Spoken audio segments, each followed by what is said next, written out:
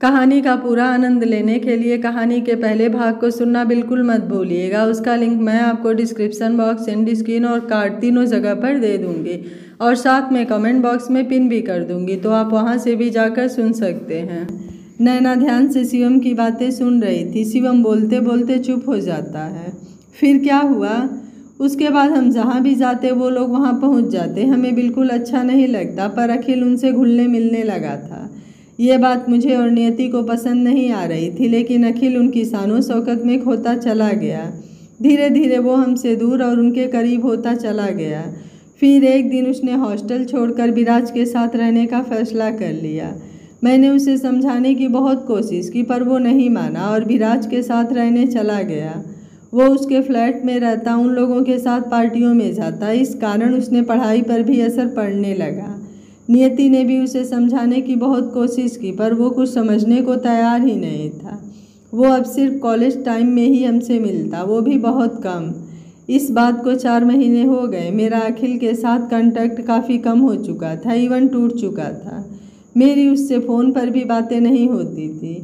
नैना अपनी चुप्पी तोड़ते हुए बोली, हाँ, कुछ वक्त से वो हमसे भी बहुत कम ही बात करते थे। शिवम मुस्कुराकर बोला, वो जब मेरे साथ था अक्सर आपकी बातें किया करता था, बहुत प्यार करता था वो आपसे। नैना की आँख डगडगा जाती है, पर वो खुद को संभालते हुए बोली, क्या उसके बाद आपकी भैया से कोई बात नहीं हुई? शिवम ने कहा, मैंने कहा ना, कॉलेज टाइम में हम मिला करते थे। कुछ 15 दिन पहले की बात है। उसने मुझे और नियति को किसी पार्टी के लिए अपॉइंट किया। मुझे मालूम था कि क्रिस और उसके दोस्त भी इस पार्टी में होंगे, तो हमने जाने से मना कर दिया।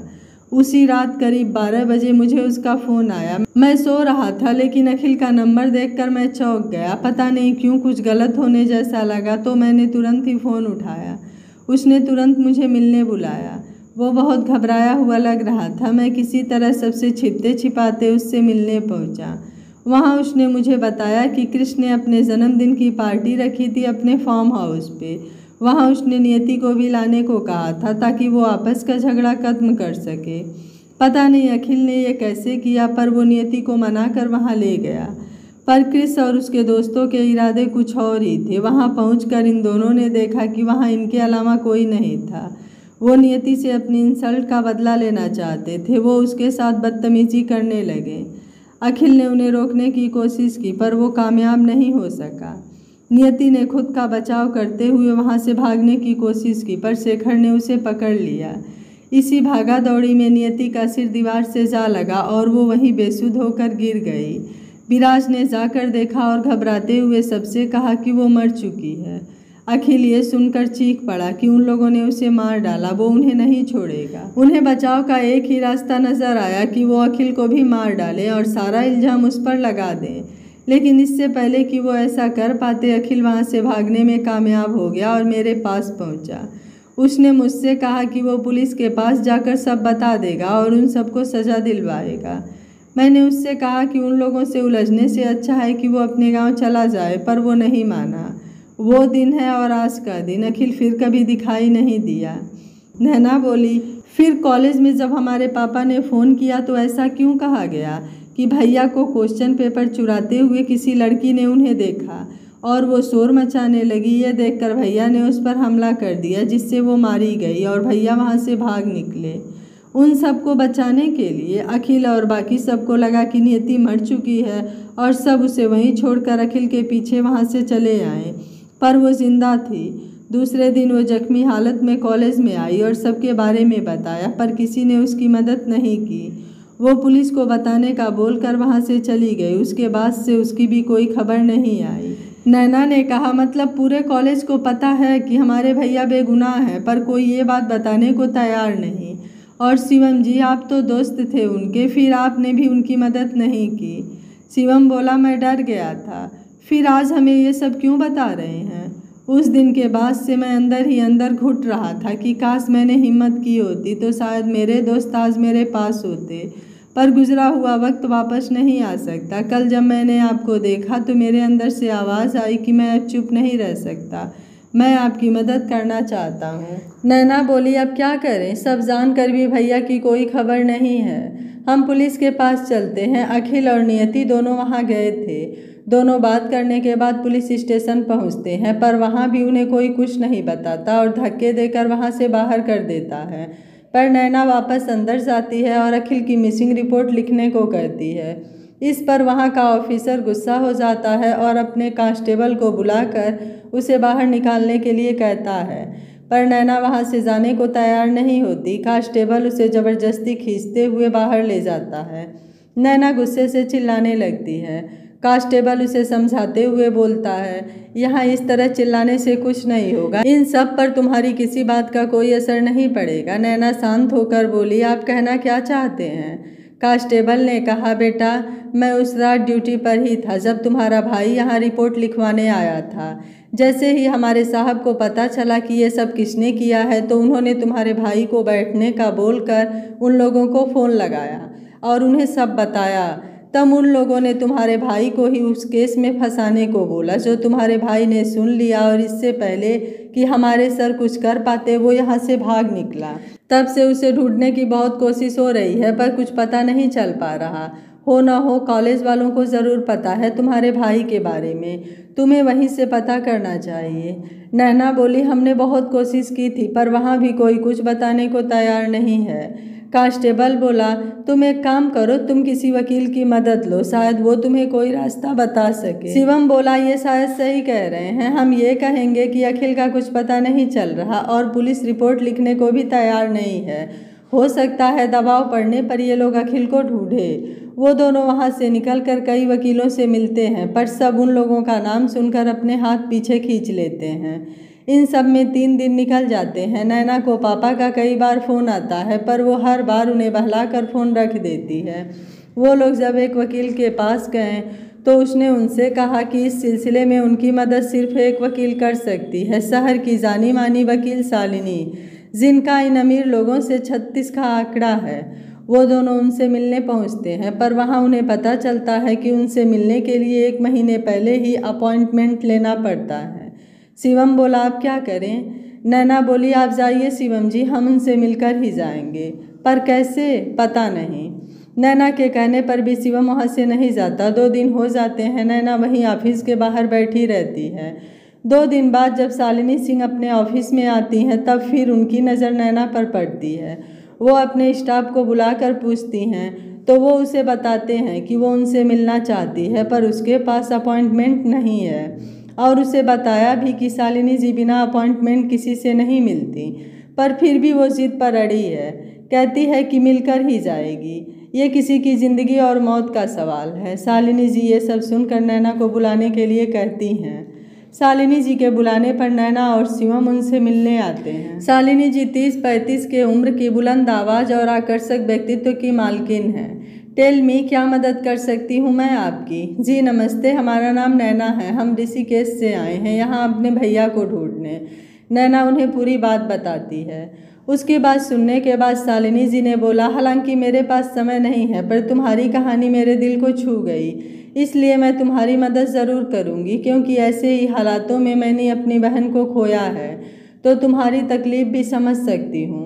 मैं पुलिस पर दबाव बना सकती हूँ कि वो तुम्हारे भाई की मिसिंग रिपोर्ट लिखे और उसकी तलाश करे, पर जहाँ तक मुझे लगता है वो इतने दिन से लापता है, तो हो न हो उसके साथ कुछ गलत ज़रूर हुआ है और इसका पता उसके कॉलेज से ही चल सकता है। एक काम करते हैं, हम उन 3 लड़कों के खिलाफ केस दर्ज करते हैं कि आखिरी बार अखिल को उनके साथ देखा गया था, उसके बाद से वो लापता हैं, क्योंकि जो इल्ज़ाम अखिल पर लगाए गए हैं वो पुलिस रिकॉर्ड में दर्ज नहीं है, वरना ये न्यूज़ बन चुकी होती। शायद वो लोग कॉलेज की बदनामी नहीं चाहते, इसीलिए इस बात को बाहर नहीं आने दे रहे हैं, या हो सकता है उन्हें किसी और बात का डर हो। पर एक बात मेरी समझ में नहीं आई, उस लड़की के पेरेंट्स ने कोई रिपोर्ट क्यों नहीं की?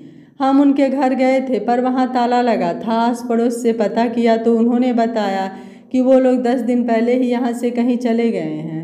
शालिनी जी ने कहा, पर कहाँ? नैना ने बोला, नहीं मालूम। शालिनी जी ने कहा, we have to find them, वो एक बहुत बड़ी कड़ी है इस केस की। और हाँ शिवम, तुम आज के बाद नैना से नहीं मिलोगे।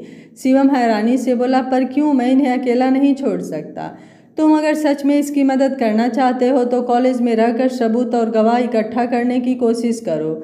मैं तुम्हें नैना से दूर करने के लिए इसलिए कह रही हूँ ताकि तुम उनकी नज़र में नहीं आओगे तो अच्छे से हमारी मदद कर सकते हो, क्योंकि सिर्फ एक तुम्हारी गवाही पर हम ये केस फाइल नहीं कर सकते, हमें कोई ठोस वजह चाहिए। शिवम बोला, जी मैं समझ गया, मुझे क्या करना है, आप बेफिक्र रहिए, मेरी तरह और भी लोग हैं जो मेरी मदद करने को तैयार होंगे और मैं ये कोशिश ज़रूर करूँगा। शालिनी बोली, ठीक है, अब तुम लोग जाओ, मैं उस लड़की के घर वालों का पता करने की कोशिश करती हूँ, तब तक शिवम तुम कॉलेज से प्रूफ इकट्ठा करने की कोशिश करो।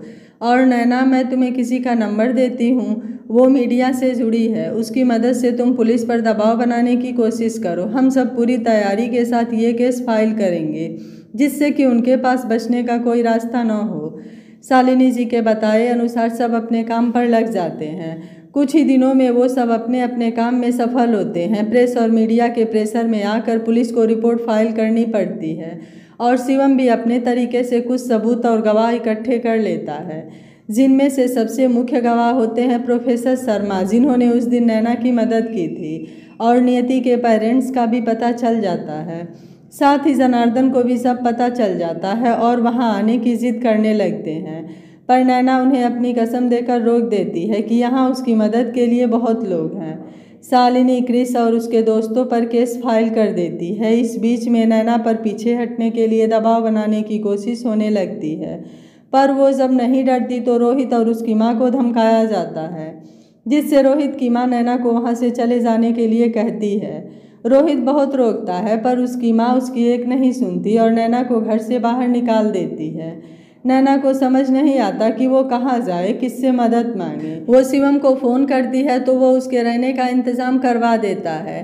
पहली हियरिंग में ही शालिनी जी के दलीलों और उनके गवाह और सबूतों के वजह से नैना का केस बहुत ही स्ट्रांग हो जाता है। पुलिस पर प्रेशर बढ़ने लगता है कि वो जल्द से जल्द अखिल का पता लगाए। फिर एक दिन नैना के पास पुलिस का फ़ोन आता है कि उन्हें एक डेड बॉडी मिली है जो अखिल की हो सकती है। नैना घबरा जाती है। वो शालिनी को फ़ोन करती है क्योंकि उन्होंने उसे अभी शिवम से मिलने से मना किया था। शालिनी नैना के साथ पुलिस स्टेशन पहुंचती है। लाश बुरी तरह से सड़ चुकी थी। जो चीज़ें उसके पास मिली उससे उसकी पहचान करनी थी। जब नैना को वो चीज़ें दिखाई गई तो वो बेसुध सी बैठ जाती है और उसकी आंसू बहने लगते हैं। शालिनी जी उसे संभालती हैं। पुलिस से उन्हें पता चलता है कि उसकी जेब में एक सुसाइड नोट मिला है जिसमें उसने अपने सारे गुनाह कबूल किए हैं। शालिनी जी वो नोट लेकर पढ़ती हैं, फिर नैना को देती हैं। नैना नोट पढ़ती है और फूट फूट कर रोने लगती है। सब उसे लेकर बाहर आते हैं। नैना अपने पापा को फ़ोन करके बुला लेती है। उनके आने के बाद अखिल का अंतिम संस्कार करते हैं। नैना शालिनी जी से केस बंद करने के लिए कहती है। शालिनी जी उसे समझाती हैं कि हम केस जीत रहे हैं, भले ही अखिल ने सुसाइड किया है पर उसे इस बात के लिए मजबूर किया गया है और उसकी सज़ा हम उन लोगों को दिलवा सकते हैं। नैना बोली, क्या मिलेगा हमें उन्हें सज़ा दिलवाकर? हमारे भैया तो वापस नहीं आएंगे, हमें ये केस नहीं लड़ना मैम। शालिनी जी ने कहा, बड़ी स्वार्थी निकली तुम तो। जब तुमसे पहली बार मिली तो तुम्हारे अंदर 10 साल पहले वाली शालिनी देखा मैंने। तुम्हारा आत्मविश्वास देखकर मैंने तुम्हारा केस लिया था। मुझे नहीं मालूम था कि तुम इतनी कमज़ोर निकलोगी। नैना, मैंने भी अपनी बहन खो दी थी पर मैं पीछे नहीं हटी क्योंकि मैं नहीं चाहती थी कि कोई और शालिनी भी अपनी बहन खोए। तुमसे भी यही कहूँगी कि एक बार फिर सोच लो। तुम्हारे ऐसा करने से न सिर्फ तुम्हारे भाई की आत्मा को दुख पहुँचेगा बल्कि कोई और अखिल भी इसी तरह के हालातों का शिकार होगा। नैना बोली, आप सही कह रही हैं, हम थोड़ी देर के लिए भावनाओं में बह गए थे। हम ये केस लड़ेंगे और उन लोगों को सज़ा ज़रूर दिलवाएंगे। शालिनी मुस्कुरा कर बोली, ये हुई ना बात, हम ये केस ज़रूर जीतेंगे। अगली हियरिंग में शिवम और प्रोफेसर शर्मा की गवाही और नियति की उस दिन की वीडियो रिकॉर्डिंग से पूरी तरह बाजी हमारे हाथ में होगी। नैना मुस्कुरा देती है। तभी उसे कुछ याद आता है। मैम, वो खत कहाँ है जो भैया के पास से मिला था? वो तो पुलिस के पास है। क्यों, क्या हुआ? मैम, हमें पूरा यकीन है वो खत भैया ने नहीं लिखा। शालिनी जी हैरानी से बोली, व्हाट? ये बात तुम इतने यकीन से कैसे कह सकती हो? मैम, उसमें लिखा था कि नैना मेरी बहन, मुझे माफ़ कर देना, मुझसे बहुत बड़ी गलती हो गई। अगर वो खत भैया ने लिखा होता तो वो छुटकी लिखते। आज तक उन्होंने न कभी नैना कहकर बुलाया है और न ही किसी खत में लिखा है। और दूसरी बात, भैया अलग तरीके से लिखते हैं और जब भैया से हमारी आखिरी बार बात हुई थी तो उन्होंने हमसे कहा था कि उन्होंने कुछ नहीं किया है और हम उन्हें गलत न समझें। फिर ये खत उनका कैसे हो सकता है? ये बात तुमने पहले क्यों नहीं बताई? इसका तो ये मतलब निकला है कि अखिल का मर्डर किया गया है। तुम्हारे फ़ोन में वो कॉल रिकॉर्डिंग है? जी होगा। ग्रेट, मुझे वो रिकॉर्डिंग और अखिल का कोई खत या कोई नोट दो जो उसने लिखा है। और हाँ, एक बात तो मैं तुम्हें बताना ही भूल गई। क्रिस के फार्म हाउस से जो लोहे की राड मिली थी, हमें उस पर लगा खून और फिंगरप्रिंट नियति और शेखर से मैच कर गया है। अब तो ये लोग गए। थैंक यू मैम, आपने हमारी इतनी मदद की। थैंक यू तुम्हें कि तुमने अपना फैसला बदल लिया। नैना शालिनी से मिलकर ऑटो लेकर अपने घर के लिए निकल जाती है। अंधेरा हो चुका था। गली के बाहर वो ऑटो से उतरकर पैदल आगे बढ़ती है कि तभी कोई उसके मुंह पर कपड़ा रख देता है। नैना एकदम से हुए इस घटना से कुछ समझ नहीं पाती। वो छूटने की बहुत कोशिश करती है, पर कुछ ही देर में दवाई के असर से वो बेहोश हो जाती है। वो उसे खींचकर गाड़ी में बैठा लेते हैं। नैना को जब होश आता है तो वो खुद को एक अनजाने से घर में पाती है। वो अपने आप को देखती है। वो एक बेड पर लेटी थी, उसके हाथ पांव भी खुले हुए थे। वो ये सब देखकर हैरान हो जाती है। वो मन में सोचती है कि अगर उसका किडनैप किया है तो उसे बांध कर क्यों नहीं रखा? आखिर उसे यहाँ कौन लेकर आया है? वो उठकर कमरे का दरवाज़ा खोलती है। वो खुल जाता है। वो छुपते छुपाते घर के हाल में आती है। तभी वो किसी की आवाज़ सुनकर रुक जाती है। उसकी आंखें बड़ी हो जाती है। वो हैरानी से पीछे घूमकर देखती है। भैया! हाँ छुटकी, तेरा भैया। नैना की आंखें छलक आती हैं। वो भागकर अखिल के गले लग जाती है। भैया, आप जिंदा हैं? अखिल नैना का चेहरा हाथों में लेकर, हाँ छुटकी, मैं जिंदा हूँ। हालांकि दुश्मनों ने कोशिश तो बहुत की, पर तेरी प्रार्थनाओं ने मुझे बचा लिया। कहाँ चले गए थे भैया? कहाँ कहाँ नहीं ढूंढा हमने आपको, और जब आपके मरने की खबर मिली तो जान ही निकल गई हमारी। हम बता नहीं सकते कैसे संभाला है हमने खुद को। भैया, अगर आप जिंदा थे तो हमसे मिले क्यों नहीं? क्या आपको अपनी छुटकी का ख्याल नहीं आया? एक फ़ोन भी नहीं किया आपने। आना चाहता था पर बहुत मजबूर था छुटकी। मेरा फ़ोन पता नहीं कहाँ गिर गया। बाहर किसी से मांग नहीं सकता था, कैसे फ़ोन करता तुम्हें?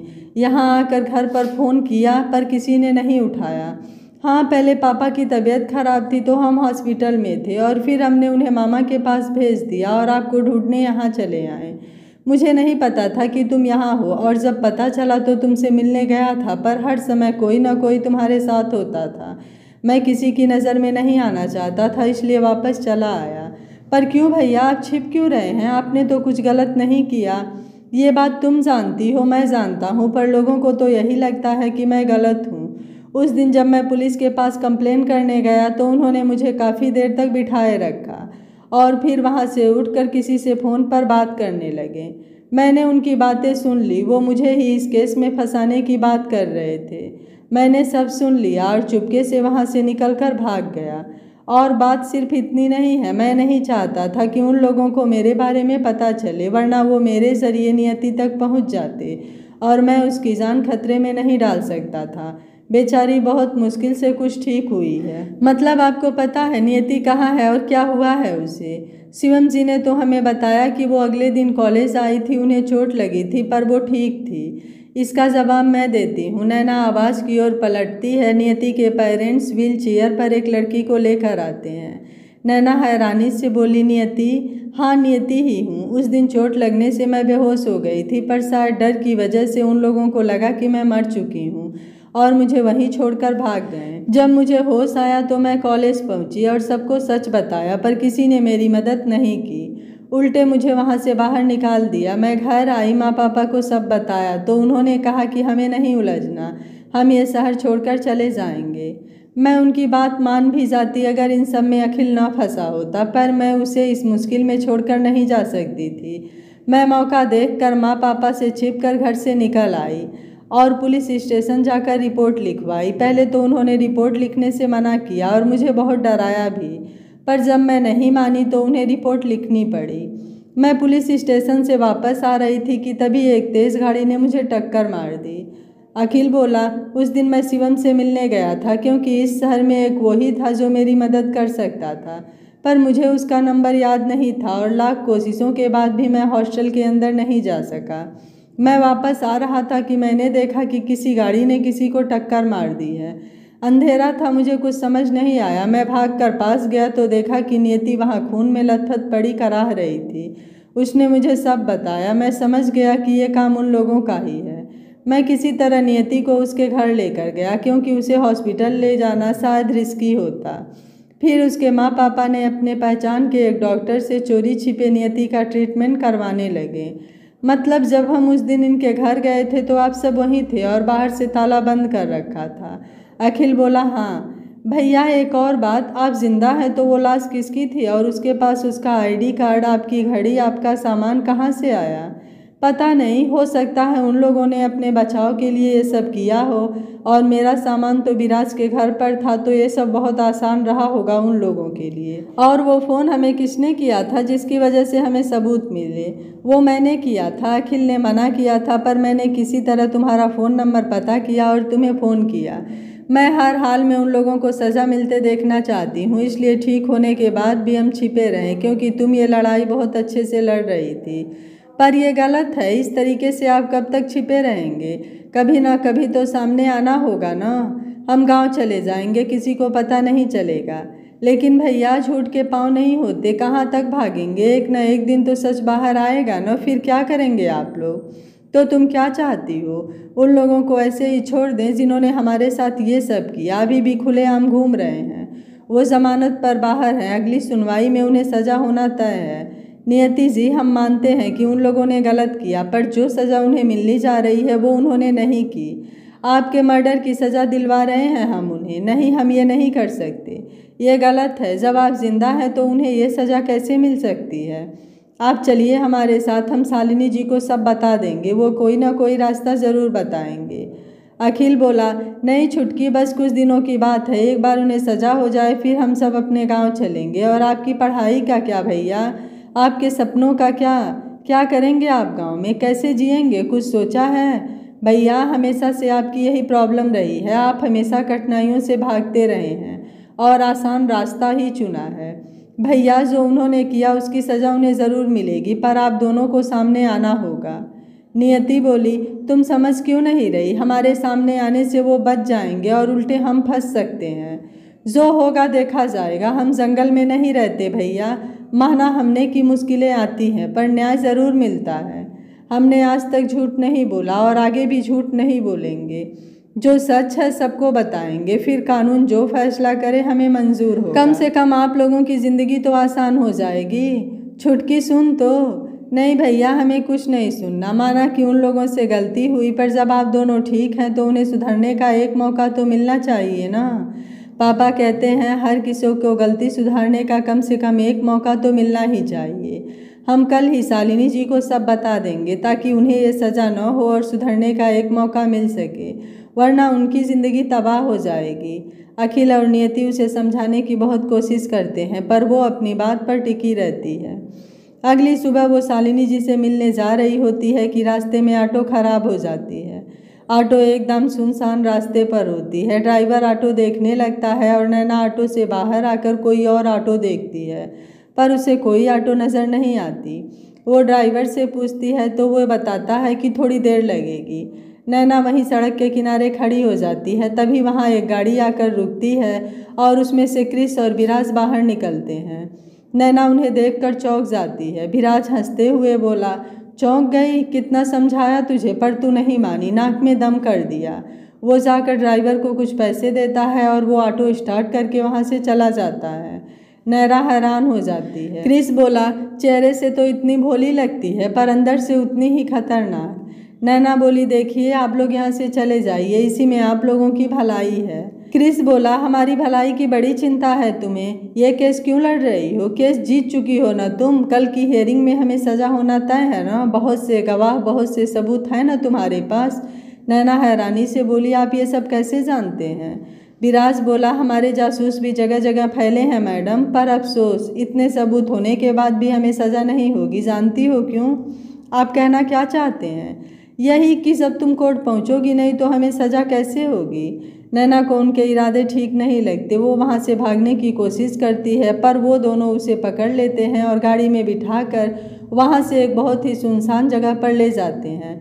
वो उसे बाहर निकालते हैं। नैना खुद को छुड़ाने की बहुत कोशिश करती है, पर कामयाब नहीं हो पाती। क्रिस बोलता है, शेखर मार दो इसे, न रहेगा बाँस न बजेगी बाँसुरी। शेखर एक मोटे से डंडे से उसके सिर पर वार करता है। नैना के सिर से खून निकलने लगता है, वो नीचे गिर जाती है।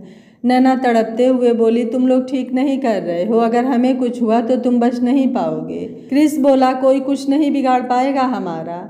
नैना ने कहा, ये मत समझना कि हमें मारकर बच जाओगे तुम लोग, हम तो तुम्हें माफ़ करने वाले थे, पर नहीं, तुम इस लायक नहीं हो। याद रखना, तुम्हें तुम्हारे गुनाहों की सज़ा ज़रूर मिलेगी।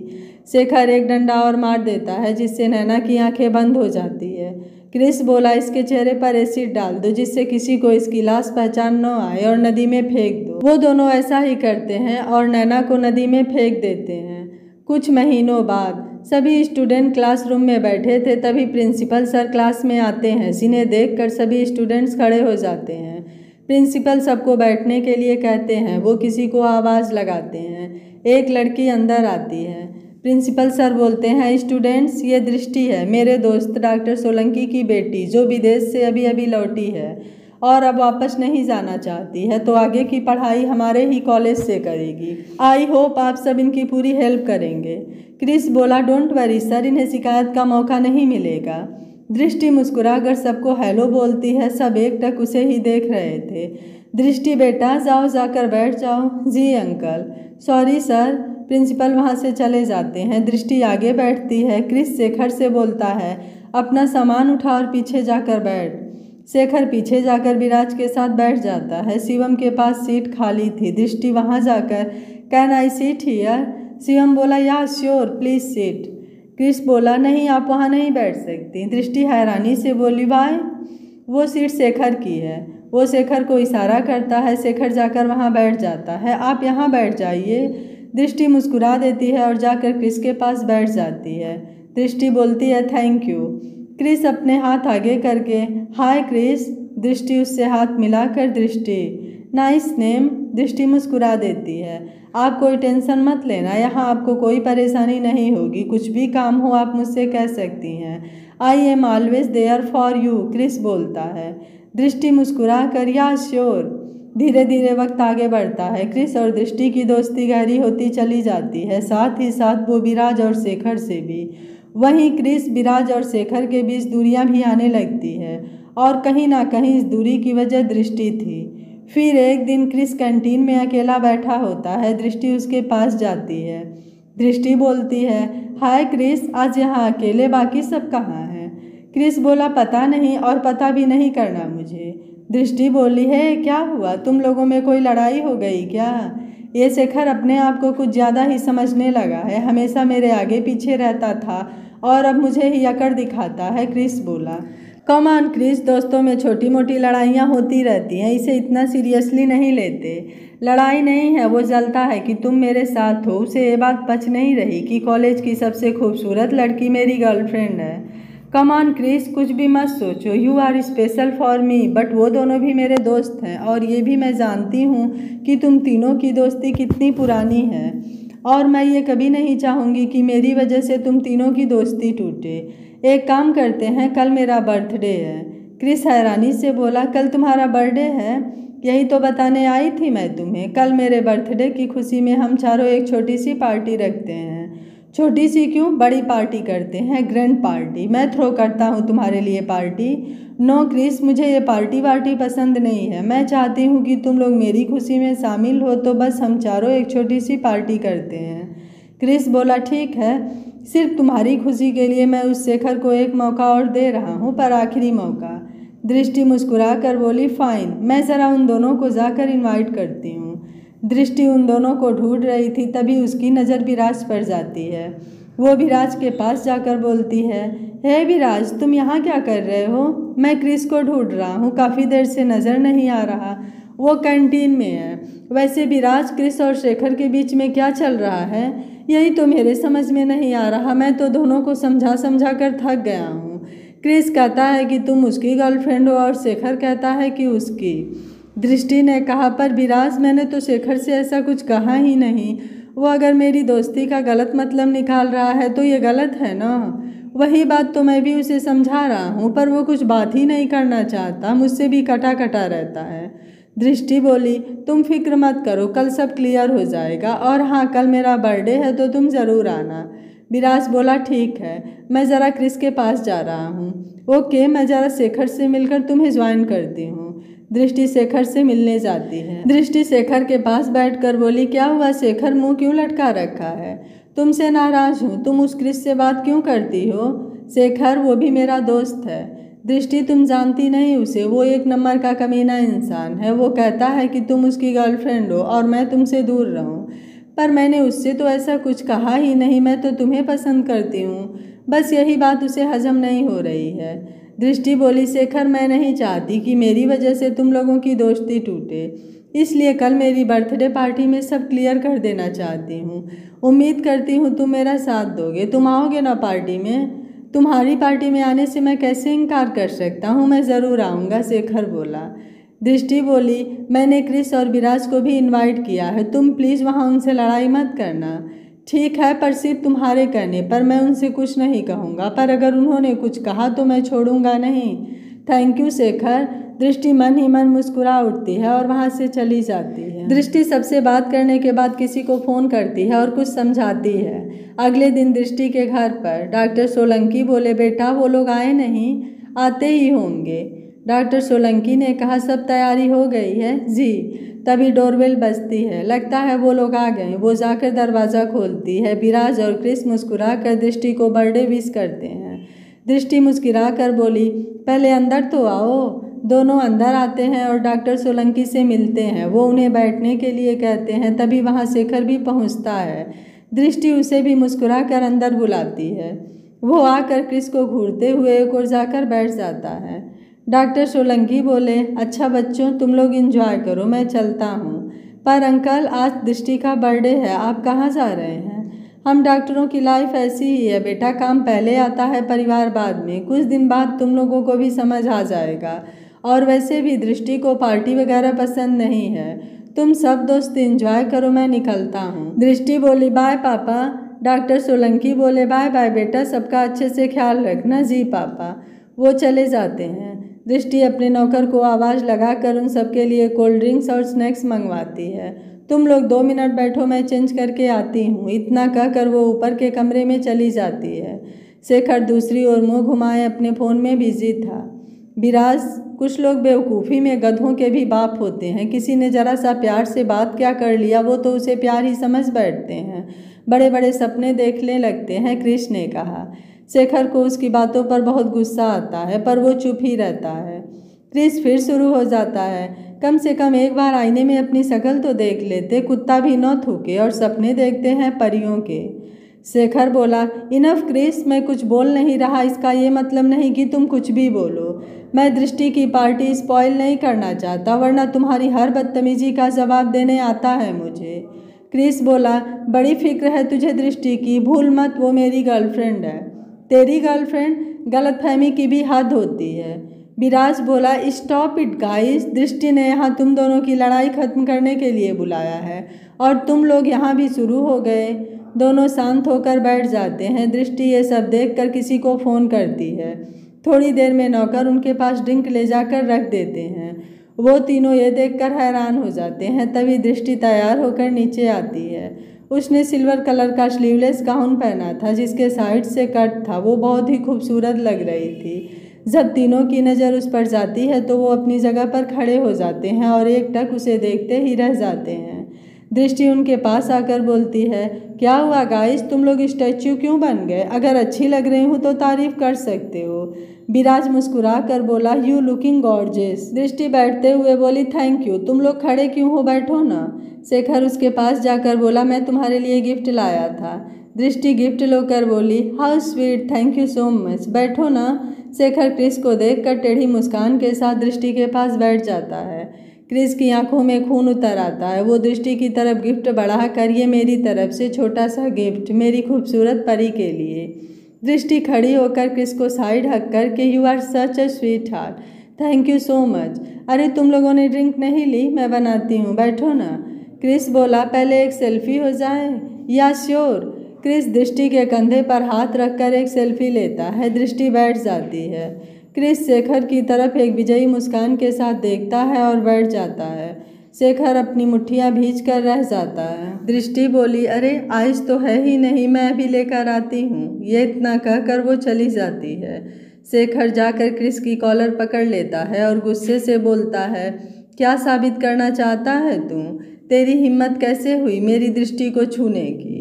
क्रिस गुस्से से उसका गला पकड़कर, अबे साले वो तेरी कब से हो गई? थोड़ा सा मुस्कुरा कर तुझसे बात क्या कर लिया? मतलब वो तुझसे प्यार करने लगी? साले शकल देखी है, हर लड़की से पिट कर आता है और दृष्टि जैसी लड़की तुझे पसंद करेगी? तूने ये सोच भी कैसे लिया? शेखर बोला, शकल देखकर अगर लड़कियां किसी से प्यार करती ना तो तेरे आगे पीछे लड़कियों की फौज होनी चाहिए थी, पर मुझे तो नज़र नहीं आ रही। इसलिए तू दृष्टि पर ही चांस मार रहा है, ये जानते हुए भी कि वो मुझसे प्यार करती है। विराज किसी तरह उन दोनों को एक दूसरे से अलग करता है। क्या कर रहे हो तुम लोग? अरे दोस्त हैं हम, आज तक जो भी किया साथ में किया, हर चीज़ में साथ रहे हैं, तो फिर आज एक मामूली सी लड़की के लिए आपस में क्यों लड़ रहे हो? हमेशा की तरह इसको भी मिल बांट कर एंजॉय करते हैं ना? यह सुनकर दोनों विराज की गर्दन पकड़ लेते हैं। साले तेरी हिम्मत कैसे हुई दृष्टि के लिए ऐसा बोलने की? जिन लड़कियों की तू बात कर रहा है उसमें और दृष्टि में ज़मीन आसमान का फ़र्क है, शेखर ने कहा। हाँ, और अपने जैसा समझ रखा है हमें, जो हर लड़की को एक ही नज़र से देखता है। I love her and she loves me, Chris ने कहा। शेखर क्रिस से बोला, तू ज़्यादा मत तोड़। विराज दोनों से खुद को छुड़ाकर, बस करो तुम दोनों, जितनी सीधी समझ रहे हो ना उसे उतनी वो नहीं है। इस्तेमाल कर रही है तुम दोनों का, खेल रही है तुम दोनों के साथ। शेखर बोला, तू ना अपनी ज़बान बंद रख, मैं अच्छे से जानता हूँ उसे, वो ऐसी बिल्कुल भी नहीं है। हाँ, ये इडियट गलतफहमी का शिकार है, इसकी दोस्ती को प्यार समझ रहा है, क्रिस ने कहा। शेखर बोला, गलतफहमी तुझे हो रही है। वो दोनों आपस में बहस कर रहे थे। विराज की नज़र दृष्टि पर जाती है जो बर्फ़ लेकर आ रही थी। वो चुपके से निकलकर उसके पास चला जाता है और जानबूझकर उससे टकरा जाता है, लेकिन वो गिरती इससे पहले उसे संभाल लेता है। विराज कहता है, कमाल है यार, तुम्हें देखकर तो हमें फिसलना चाहिए और फिसल तुम रही हो। दृष्टि बोली, क्या मतलब? विराज दृष्टि के गालों पर उंगलियां फेर कर बोला, घर में अकेली हो और हम तीनों को बुलाया है, अपने पापा को भी भेज दिया, इरादा क्या है? दृष्टि उसे दूर करके उसके गाल पर एक तमाचा जड़ देती है। क्रिस और शेखर का ध्यान भी उस ओर जाता है। दृष्टि बोली, you bastard, how dare you touch me. College में सब तुम लोगों के बारे में सच कहते हैं कि तुम लोगों के दिमाग में गंदगी भरा हुआ है। तुम लोग दोस्ती के लायक ही नहीं हो, निकल जाओ मेरे घर से। विराज दृष्टि का हाथ मोड़कर उसकी पीठ से लगा देता है। ये देखकर क्रिस और शेखर उनके पास पहुंचते हैं और दृष्टि को हटाकर विराज से भिड़ जाते हैं। विराज खुद को बचाने की कोशिश करते हुए बोला, एक 2 टके की लड़की के लिए तुम लोग मुझे मार रहे हो? दिख नहीं रहा ये लड़की हमारे बीच फूट डाल रही है? मैं तो बस इससे यही कह रहा था कि ये अपना खेल बंद करे जो ये तुम दोनों के साथ खेल रही है। शेखर बोला, तुझे क्या लगता है तू कुछ भी बोलेगा और हम मान लेंगे? हम जानते नहीं क्या तुझे, कितना कमीना है तू? क्रिस बोला, बिल्कुल सही बोल रहा है शेखर, हमेशा हमारे कंधों पर बंदूक रखकर अपना मतलब पूरा करता रहा है ये। विराज उन्हें धक्का देकर कहा, हाँ, जैसे तुम लोग तो दूध के धुले हुए हो, झाँक कर देखो अपने अंदर, कितने कांड कर करके बैठे हो। दृष्टि बीच में आकर, गाइस प्लीज स्टॉप इट, मैंने यहाँ तुम लोगों को झगड़ा खत्म करने के लिए बुलाया था और उल्टा तुम लोग लड़ने लगे। ज़्यादा नाटक मत करो, इस लड़ाई की वजह तुम ही हो, विराज ने कहा। विराज दृष्टि से बदतमीजी नहीं, क्रिस बोला। ठीक है, आज इससे ही क्लियर कर लेते हैं सब, इसकी कोई ज़रूरत नहीं, मुझे कुछ नहीं जानना, तुम लोग निकलो यहाँ से, शेखर ने कहा। ओ हेलो, मैं क्यों जाऊँ, तुम लोग निकलो यहाँ से। दृष्टि एक बार फिर बोली, प्लीज स्टॉप इट, आखिर प्रॉब्लम क्या है? विराज बोला, प्रॉब्लम तुम हो, ये दोनों तुम्हारी वजह से आपस में लड़ रहे हैं। दृष्टि क्रिस की तरफ देखकर, मेरी वजह से? मैंने क्या किया? तुमने कुछ नहीं किया, इसे तुम्हें लेकर गलतफहमी है कि तुम इससे प्यार करती हो। दृष्टि हैरानी से बोली, व्हाट? मैंने ऐसा कब कहा? तुमने ही तो कहा था कि तुम मुझे लाइक करती हो। हाँ, मैंने कहा था, पर लाइक करने का ये मतलब तो नहीं निकलता कि मैं प्यार करती हूँ। बट दृष्टि, I love you. Listen Shekhar, it's your problem not my. हो गया क्लियर? अब तो कोई कन्फ्यूज़न नहीं है, दृष्टि सिर्फ मुझे प्यार करती है, क्रिस ने कहा। लेकिन दृष्टि, तुमने तो कहा था कि क्रिस की हरकतें तुम्हें पसंद नहीं है, तुम उससे कोई रिश्ता नहीं रखना चाहती। क्रिस हैरानी से दृष्टि की तरफ देखता है। नो बेबी, इनफैक्ट ये मुझसे कहता था कि मैं तुमसे बात न करूं क्योंकि तुमने बहुत सी लड़कियों की लाइफ डिस्ट्रॉय की है, तुम मेरे साथ भी ऐसा ही करोगे। क्रिस बोला, अच्छा, जैसे कि ये तो बहुत दूध का धुला है, बताऊं क्या तुमने क्या क्या किया है। विराज बोला, देख लो ये कैसे तुम दोनों के साथ गेम खेल रही है, बकवास कर रहा है ये, बल्कि ये तो मुझसे कहता था कि मैं तुम दोनों से दोस्ती तोड़ दूं और इसके साथ रहूं क्योंकि तुम दोनों के हाथ खून से रंगे हुए हैं। तुम लोगों ने अपने हाथों से क्या नाम बताया था? हाँ, नैना और नियति का खून किया है। क्रिस बोला, नहीं, उन्हें तो इस शेखर ने मारा था, मेरा इसमें कोई हाथ नहीं। अच्छा, और ऐसा करने के लिए मुझसे किसने कहा था? तुम लोगों ने। नैना के चेहरे पर एसिड किसने डाला था? इस विराज ने, और आज सारा इल्ज़ाम मुझ पर ही डाल दिया। ये सब विराज का आइडिया था, मेरा कोई कसूर नहीं, क्रिस ने कहा। विराज ने कहा, अरे वाह, भूलो मत, वो हम सब के गले की हड्डी बन गई थी। तुमने ही तो कहा था कि मैं कोई रास्ता ढूंढूं, तो मैंने ये रास्ता निकाला था। जो भी किया हम सब ने मिलकर किया। ठीक है, मान लिया, पर नियति के मामले में तो मेरी कोई गलती नहीं। इस शेखर को ही उससे अपनी इंसल्ट का बदला लेना था, उसने ही उसे मारा था। क्रिस बोला, ठीक है, मान लिया, पर नियति के मामले में तो मेरी कोई गलती नहीं थी। इस शेखर को ही उससे अपनी इंसल्ट का बदला लेना था, इसने ही उसे मारा था। शेखर बोला, जैसे कि मुझे अकेले ही उससे प्रॉब्लम थी, भूल गए? उसकी रिजेक्शन तुम लोगों से भी बच नहीं रही थी, तुम लोगों को भी बदला लेना था उससे, और अखिल से दोस्ती करके नियति को फंसाने का आइडिया तुम्हारा ही था, मेरा नहीं, इस विराज का था। हाँ, मेरा आइडिया था, पर इसे मारा तो शेखर ने था, जबकि वो मरी भी नहीं थी, लेकिन इस इडियट की वजह से हमें लगा वो मर गई, बहुत बुरी तरह फंस गए थे हम, विराज ने कहा। शेखर बोला, हाँ, तो बताया भी तो मेरे डैड ने, अखिल को इस केस में फंसाकर।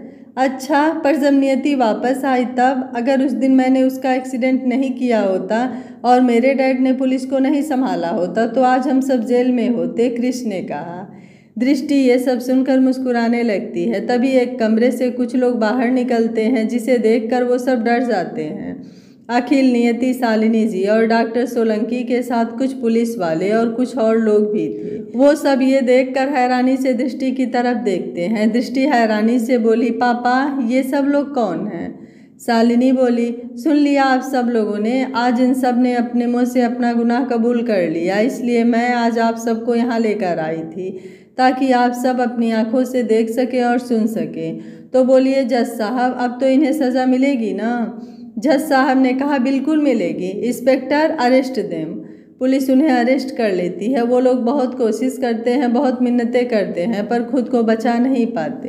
क्रिस बोला, Drishti, please help me, after all you love me. What? तुमने ये सोचा भी कैसे कि मैं तुमसे प्यार करूँगी? मुझे ये सब पहले से पता था और इसलिए मैंने तुम लोगों से दोस्ती की। किसी का कर्ज उतारना था मुझे, समझ नहीं आ रहा? कोई बात नहीं, जेल में बहुत वक्त मिलेगा, आराम से सोचना, शायद समझ आ जाए। विराज बोला, तुम्हें तो मैं छोड़ूंगा नहीं। डॉक्टर सोलंकी दृष्टि के पास आकर बोले, किसकी हिम्मत है जो मेरी बेटी को नुकसान पहुंचा सके? दृष्टि मुस्कुरा देती है। पुलिस उन्हें लेकर चली जाती है। शालिनी अखिल और नियति की तरफ इशारा करके, सर, इन दोनों को वापस कॉलेज ज्वाइन करना है और कॉलेज वालों को इसका ऑर्डर देना होगा कि वो इन्हें वापस एडमिशन दें। जज साहब बोले, ज़रूर, मैं कल ही कॉलेज को ये ऑर्डर इशू करवाता हूँ और एक जांच कमीशन भी बिठाऊंगा जो ये पता लगा सके कि इन सब में कौन कौन इन्वॉल्व है और उन सबको भी सज़ा हो सके।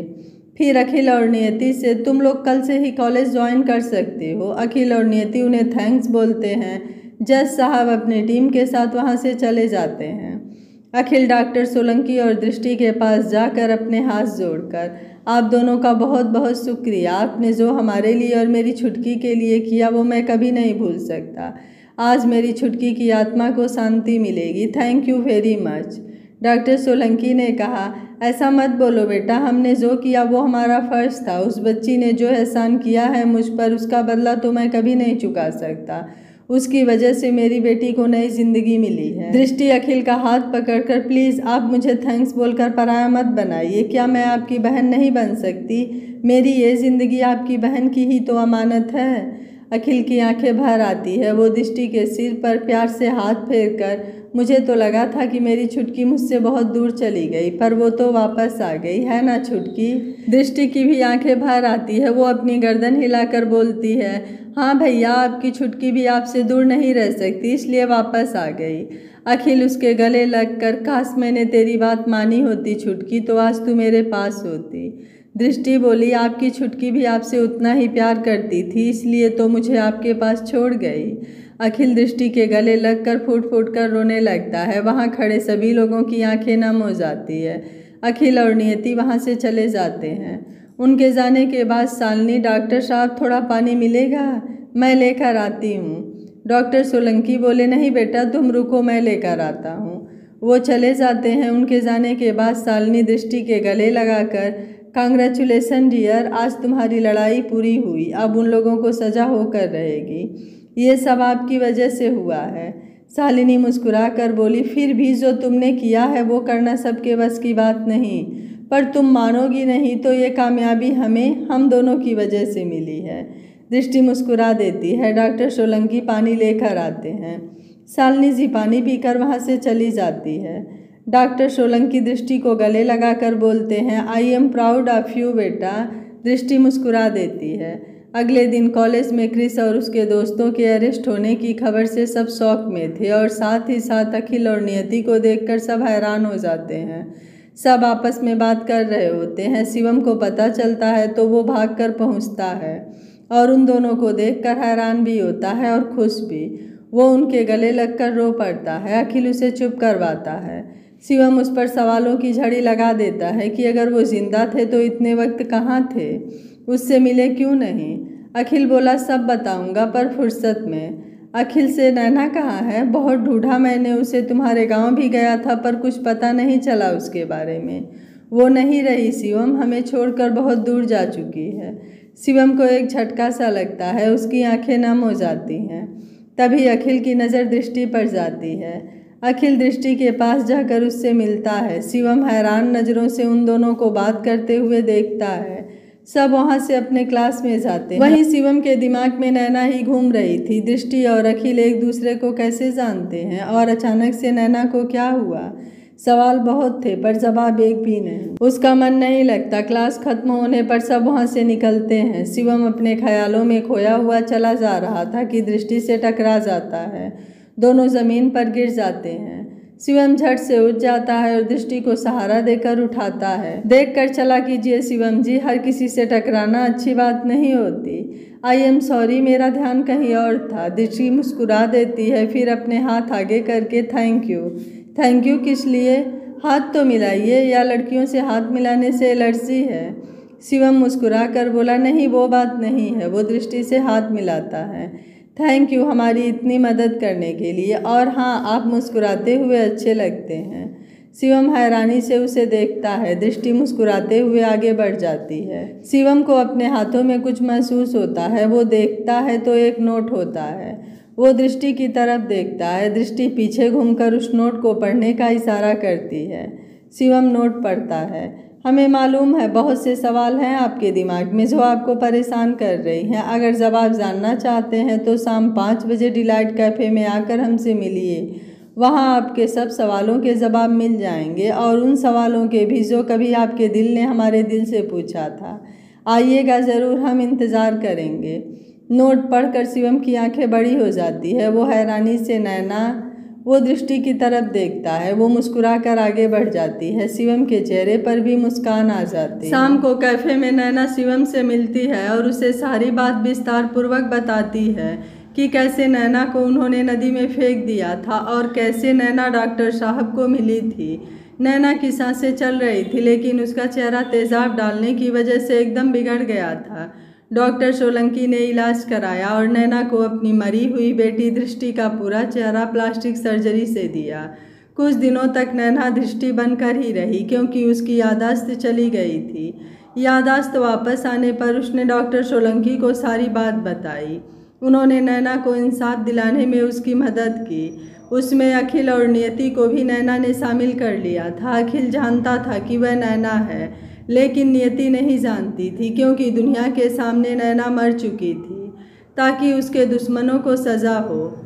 नैना दृष्टि बनकर डॉक्टर सोलंकी की बेटी है और उन्हीं के साथ रहेगी। मैंने पापा से तुम्हारे बारे में बात की है, क्या तुम दृष्टि से शादी करोगे? Will you marry me? Shivam खुशी से नैना को गले लगा लेता है और आज यह राज डॉक्टर सोलंकी, अखिल और शिवम के साथ दफन हो चुका है और नैना दृष्टि बनकर शिवम के साथ अपनी खुशहाल भरी जिंदगी व्यतीत कर रही है। यह कहानी आपको कैसी लगी? आप मुझे अपनी राय कमेंट बॉक्स में ज़रूर दीजिएगा। वीडियो पसंद आया है तो वीडियो को लाइक शेयर एंड चैनल को सब्सक्राइब कर लीजिएगा। Thank you for watching. मिलते हैं अगली कहानी में।